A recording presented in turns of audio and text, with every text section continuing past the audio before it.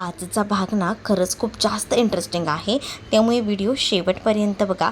चला तर मग आजच्या आपल्या भागाला सुरुवात करूया. सगळ्यात आधी आपण पाहतो की इकडे सगळीजणं बघत असतात की कधी एकदा वाट बघतायत ही लोकं की शरू बाहेर येते. कारण मुलाकडची मंडळी जी आहेत तीसुद्धा आता आलेली असतात आणि जेव्हा एवढी सगळी मंडळी जेव्हा येतात तेव्हा आता म्हटलं जातं की आम्हाला ना तुमची मुलगी ना जेव्हा आम्ही फोटोमध्ये पाहिलं होतं ना तेव्हाच आम्हाला आवडली होती. आम्ही तर विचारही केला नव्हता की या सगळ्या काही गोष्टी इथपर जातील, पण आम्ही तेव्हाच ठरवलं की मुलगी करावी. तरी आजकालच्या ह्या सगळ्या धकाधकीच्या दुनियामध्ये कुठे एवढी चांगली मुलगी मिळते. तर आम्ही ठरवलं, फोटो बघितला, सगळं काही व्यवस्थित आहे म्हटल्यावर मग आम्ही विषय पुढे न्यायचं ठरवलं. मग आम्ही म्हटलं की चला लग्नाचं काही ते बोलून घेऊया आणि म्हणूनच मग आम्ही तुमच्यापर्यंत येऊन पोचलो. मग आता दाखवण्याचा कार्यक्रम करून टाकूया, कारण आता मुलगासुद्धा आला आहे. मग उशीर कशाला. तेच इकडे ना जी तेजस्विनी आहे तीसुद्धा निघालेली असते आणि तेजस्विनी निघालेली असताना ना ती आता सतत विचार करत असते की तिथे काय झालं असेल. तिला आता शरूसोबत घालवलेले जे सगळे प्रसंग आहेत ना ते सारखे आता आठवत राहतात आणि मग आता ती थोडासा विचार करत असते. तेच इकडे शरू आता तयार वगैरे झालेली असते आणि शरू आता तयार वगैरे होऊन किचनमध्ये उभी असते. तेच आता तिला कसं लाजायचं, कसं बोलायचं बाहेर जाऊन ह्याची ट्रेनिंग ना इकडे आसावरी देत असते. आणि सोबत जाताना आता पम्मासुद्धा म्हणते की आता गेल्यानंतर तिथे जाऊन आता आवाज करू नको, शांत राहा, हळूहळू, नाही तर तिथेही जाऊन बसशील की टकाटक वगैरे हे सगळं नाही बोलायचं. मग आता ती म्हणते की आई मला माहिती आहे कसं वागायचं कसं नाही ते. मग आता ते चहाचा वगैरे कप असा ट्रे घेऊन ती बाहेर जाते. तेच आता बाहेर गेल्यानंतर ती पहिल्यांदा तिथे असणाऱ्या शायनरला पाहते. शायनरला बघून तिला तर धक्काच बसतो. ती विचार करते की काय हा शायनर इथे काय करतोय. ही मनामध्ये कुठेतरी तिच्या हुरूर होऊ लागते. तेच आता तिकडे बघत असते. तेव्हाच ना इथे आता जय उठून उभा राहतो. ते सगळ्यांना चहा वगैरे शरूने आणलेला असतो. पहिल्यांदा त्या मुलाला चहा देते, नंतर ती जयला देते. जयला चहा देताना तिचं लक्ष नसतं. जयचा हात समोर असतो आणि तिचंही लक्ष नसल्यामुळे जयने काही हातात तो चहाचा कप धरलेला नसतो. त्यामुळे आता चहा जी आहे ती मात्र आता त्याच्या अंगावर पूर्णपणे पडते आणि मग आता त्याला आता सगळं साफ करायचं असतं आणि त्यामुळे आता त्याला सांगितलं जातं की जरा अनुला सांगितलं जातं की बाहेर जा, त्यांना जर हातावर काहीतरी पाणी वगैरे होत असं सांगितलेलं असतं. तेच आता ह्या सगळ्या काही गोष्टी झाल्यानंतर इकडे आता मुलाला वगैरे चहा वगैरे दिला जातो आणि मग तेव्हा त्यांचं बोलणं सुरू होतं की कसं काय आहे सगळं काही. मग आता आम्हाला तर बघता क्षणी तर मुलगी तर पसंत पडली आहे, मग तुम्हाला काय बोलायचं आहे बोला. मग तेव्हाच ना तो आता आपली ओळख करून देतो आणि आपली ओळख करून देतानाच तो म्हणत असतो की मी एका कंपनीमध्ये काम करतो, मला 3 महिन्यातनं एकदा USA जावं लागतं.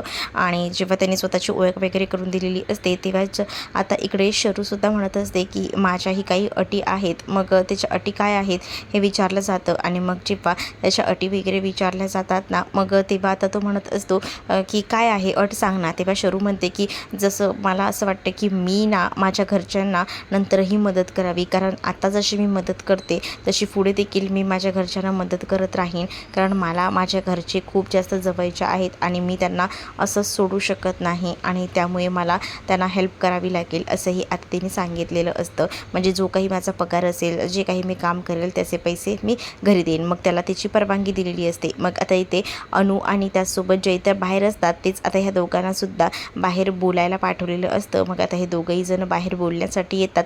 तेच जयची नजर बरोबर समोर जाते. जय आता पाहत राहतो. त्याला आता खूप जास्त राग येत असतो, कारण ना त्याने आता बघितलेलं असतं या दोघांनाही एकत्र. मग त्याचा आता विचार चालू असतो की हे सगळं काय चाललं आहे. कारण का ना एकदम हसून खेळून ना इकडे असणारी जी शरू आहे ती आता त्या मुलासोबत बोलत असते आणि ह्या सगळ्या गोष्टी आहेत ना त्याच्या आता डोक्यात जात असतात. त्याला राग येत असतो आणि म्हणूनच मग आता तो रागारागातच बघत असतो. तेच आता तो मुलगा बोलून वगैरे झाल्यानंतर आतमध्ये जातो. शरूसुद्धा जात असते तर जय तिला मध्येच थांबवतो आणि मग जय तिला विचारतो की काय चाललं आहे गं तुझं, म्हणजे हा मुलगा एवढा लगेच तुझा पसंतसुद्धा पडला. मग ती म्हणते की हो एकदम ग्रीन फॉरेस्ट आहे. ग्रीन फॉरेस्ट म्हणजे म्हणजे म्हणजे काय, तुला काय म्हणायचं काय. हो म्हणजे ग्रीन फॉरेस्ट म्हणजे अहो तुम्हाला सांगू का आजची स्माईलच बघा किती खतरनाक आहे.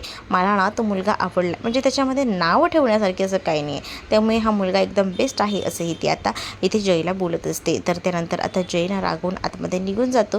जसं आतमध्ये निघून जातो तसं मात्र इथे शरूला खूप जास्त हसायला येत असतं.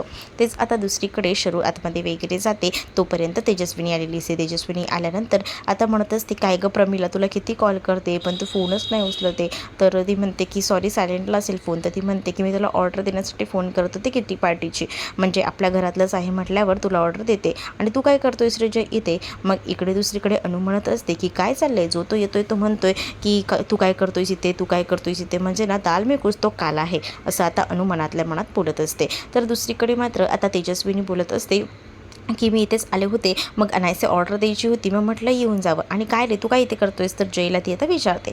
जय म्हणतो की काही नाही, मोबाईल जो होता ना शरू विसरली होती तोच द्यायला आलो होतो. तर तेजस्विनी वगैरे बसते आणि तेजस्विनी त्या नवऱ्या मुलाची आई म्हणत असते की ह्यांना ना कुठेतरी बघितल्यासारखं वाटतंय. मग आता ह्यांना ना एका मॅगझिनवर मी पाहिलं होतं. मग आता हो हो, माझं एक मॅगझिन आहे त्यावर तुम्ही माझा फोटो पाहिला असेल असंही मग आता ती बोलत असते. तेच आता दुसरीकडे हे सगळं बोलणं होत असतं आणि मग तेव्हाच ना इथे सुरू होतं इकडे असणाऱ्या ह्या समायराचं. समायरा म्हणते की एक न्यूज आली आहे. कसली न्यूज आहे, बघा बघा न्यूज आली आहे. मग आता टी मुद्दामून टी व्ही लावते तर टी व्हीवर ना जय आणि शरूची न्यूज दाखवली जात असते. जय शरू न्यूजमध्ये दाखवले जात असतात आणि त्याच्यामध्ये ना शरू आणि जय जे आहेत ते दोघंही जण डान्स करत आहेत. म्हणजे त्या दिवशीचा तो सीन जो काही घडला आहे तो आता दाखवला जात असतो आणि हे सगळं बघून ना आता मात्र खूप मोठा धक्का जो आहे तो आता सगळ्यांनाच बसतो. सगळेजण आता विचार करतात की हे सगळं काय आहे.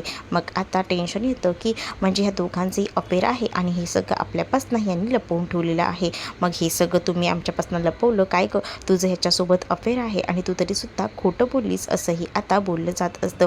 मग नाही नाही, तुमचा काहीतरी गैरसमज होतोय.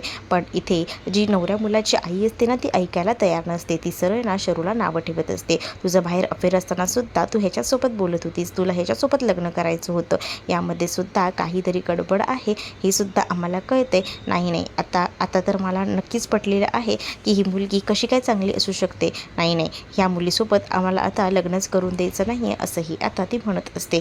जेव्हा काही गोष्टी आता बोलल्या जात असतात ना मात्र आता जय म्हणत असतो की तुम्हाला एखाद्या माणसाबद्दल एखाद्या मुलीबद्दल काय बोलायचं जर माहिती नसेल तर कशाला एवढं सगळं बोलताय, उगाचच किती नावं खराब करताय. हे करताना तुम्हाला जराही लाज वाटत नाही का.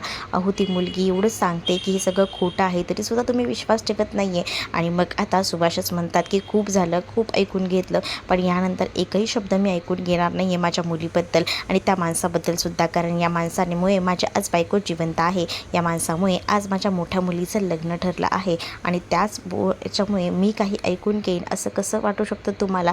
मी कोणत्याही गोष्टी ज्या आहेत ना ते ऐकून घेणार नाही आहे. त्यामुळे ना तुम्ही आता काही बोलू नका, मी काही ऐकणार नाही आहे असं देखील आता म्हटलं जातं. आणि मग जेव्हा या सगळ्या काही गोष्टी बोलल्या जातात ना तेव्हा मात्र आम्हाला आता हे विषय जो आहे तो पुढे न्यायचाच नाही, इथेच सगळं थांबवूया असं बोलून आता बस केलं जातं. आणि जेव्हा ह्या सगळ्या काही गोष्टी थांबवल्या जातात तेव्हा मात्र शरू म्हणत असते की बाबा मी खरं सांगते, माझ्या मते तसं काहीच नाही आहे. मी तुम्हाला खरंच सांगते, तुम्ही ना वाटल्यास ना आकाशदादाला विचारा की त्या दिवशी नेमकं काय झालं होतं म्हणून मला जावं लागलं ह्यांच्यासोबत तेव्हा पार्टीला, पण माझं तसं काहीसुद्धा नाही असंही ती म्हणते. मग तेव्हाच ना इकडे जयही सांगत असतो की तुम्ही समजता तसं खरंच काही नाही, न्यूजमध्ये सगळं काही खोटं दाखवलं आहे. तेव्हा मात्र आता इकडे सुभाष म्हणत असतात की माझा तुमच्यावर विश्वास आहे, मी तुमच्यावर विश्वास ठेवतो की हे सगळं खोटं आहे. माहिती आहे न्यूजवाल्यांना फक्त सगळ्याला विषय हवे असतात आणि ते त्यांना भेटले का ते तसं करतात बोलून आता इकडे मात्र जेव्हा तेजस्विनी निघत असते तेव्हा ती म्हणते की चला किटी पार्टीचं लक्षात ठेव, ऑर्डरचं मी तुला फोन करेन, आता मी येतो असं बोलून ती लोक तिकडनं निघून जातात. ते सुभाष यांनी शरूवर विश्वास ठेवलेला असतो पण लग्न मात्र आता मोडलेलं असतं. तुम्हाला हा भाग कसा वाटला हे नक्कीच मला कमेंटमध्ये सांगा. अशाच अपडेटसाठी